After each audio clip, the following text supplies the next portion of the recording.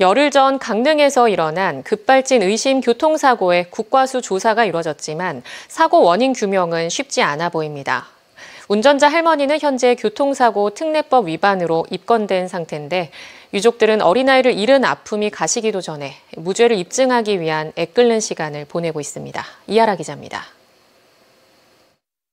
국내에서 급발진이 교통사고 원인으로 인정된 대법원 판결은 현재까지 단 한 건도 없습니다. 지난 1997년 대우 아카디아 승용차 급발진 사고로 피해를 봤다며 운전자 박모 씨가 낸 손해배상 소송에서 1심 원고 일부 승소 판결받은 사례가 있지만 이마저도 결국 대법원에서 뒤집혔습니다. 1심에서는 인정됐던 차량 결함이 뒤집힌 겁니다. 1심에서는 변속 레버를 움직일 때 브레이크를 밟아야만 움직이도록 하는 브레이크 인터록 장치가 결여된 것이 설계 결함이다 해서 승소했는데 설계 결함에 해당하지 않는다 해서 판결이 번복된. 형사사건에서는 급발진 가능성이 많아 보인다는 근거로 일부 승소 판결, 즉 운전자가 무죄 판결을 받기도 하지만 그렇지 않은 경우도 있습니다.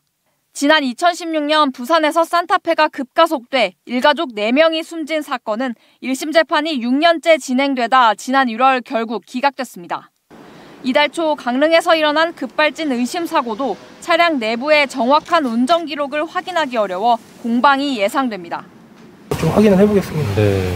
그럼 저희가 좀 확인을 해봐야 알 것 같고요.